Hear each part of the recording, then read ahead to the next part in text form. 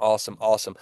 Yeah, especially for the last few lessons, this one, I think maybe two more. I really am wanting to focus on things that we can use to make a lifestyle change that aren't going to make quick impact in our lives. This one is about source matters. What we're eating, quality matters.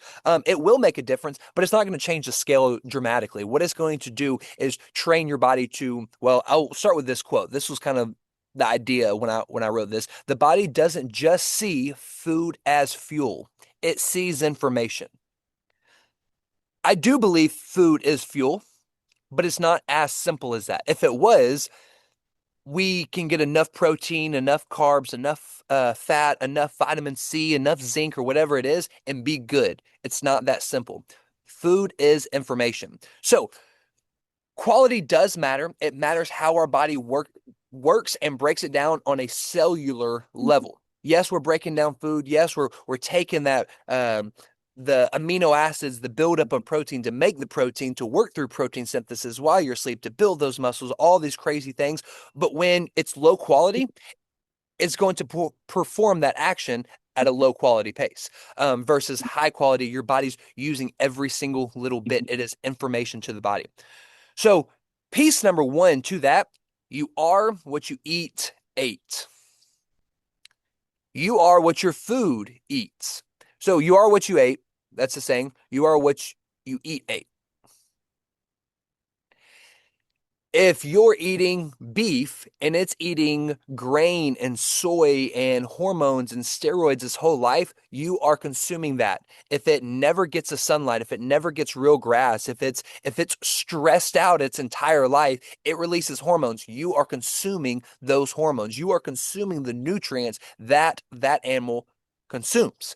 Um, High grain beef especially. I'm mainly talking about, well, animals because animals eat.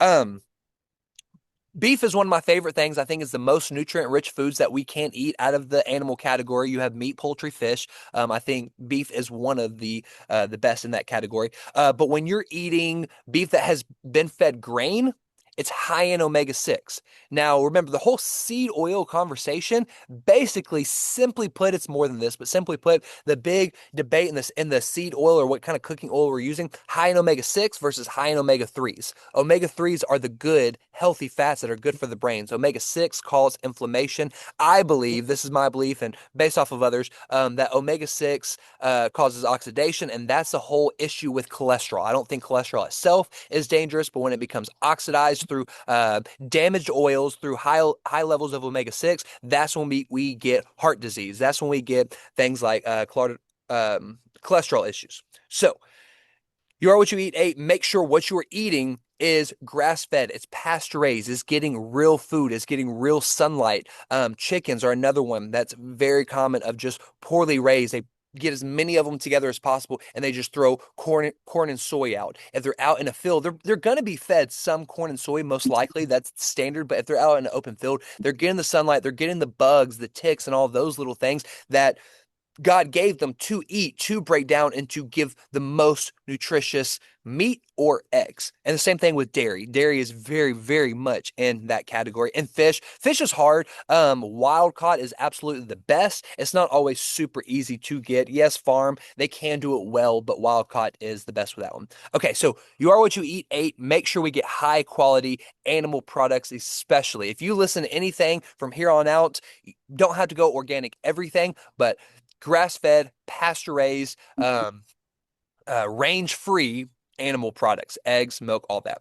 The soil, the quality of the soil, it matters, but it also is hard to detect. So, when it comes to the quality of the soil, yes, organic is one of those ways that we can try to get the best quality, but regenerative organic even more so. Regenerative organic means it's not grown with pesticides or herbicides. It doesn't have things to help it to grow faster and bigger.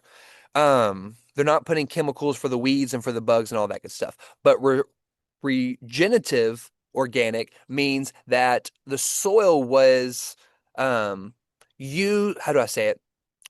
Was basic This is harder to explain than I thought. Regenerative organic means the soil is regenerating on its own. They're organically putting nutrients into the soil, whether it's through manure, through compost, different ways there. They're not just depleting the soil by growing on it every single year, putting anything and everything on it. So they're trying to regenerate the nutrients in the soil. Just because something's broccoli, it's a piece of broccoli, doesn't mean it has the same nutrients. Organic, yes, is better, but regenerative, organic, so hard to speak here, is a higher level.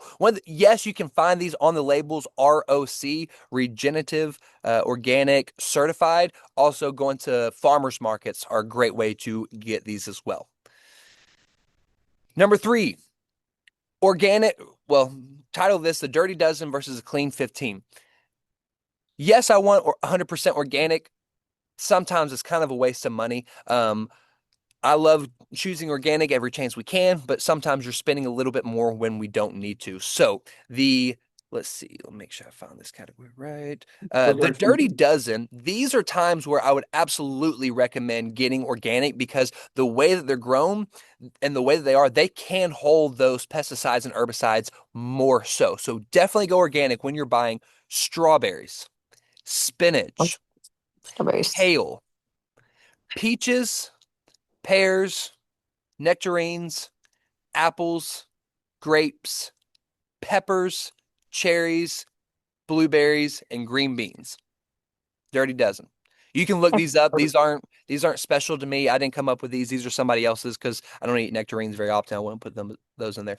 But the Clean 15, these are, yes, you can go to organic, but at the same time, if you don't want to spend that extra money, it's not as worth it here. These are already usually naturally clean. Avocados, corn, pineapples, onions, papaya, sweet peas, asparagus, honeydew melon, kiwi, cabbage, mushrooms, mangoes, sweet potatoes, watermelon, and carrots. Those are things that are going to be a little bit more naturally clean already that I wouldn't put any too much effort in. So that's just a general list that shows up. Yes, go organic every chance you can. Sometimes it's not worth spending that extra little money. When it comes to supplements, whole foods are better than supplements. You are supplementing what you're not getting enough. That's why we take supplements. But source matters. I'm going to tell you this, and this is pretty generic, and this is a biased standpoint. I don't like supplements as a whole. I like companies that do it well.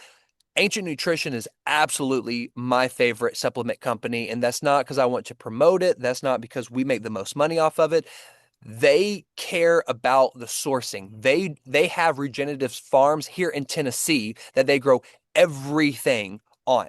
Everything from the cows, the dairy that they produce, the chickens, the eggs, the mushrooms, whatever supplements they have, it is not from a factory. It is from their farm here in Tennessee. It is a regenerative farm. They're the ones that have learned about the whole regenerative farming situation in the first place.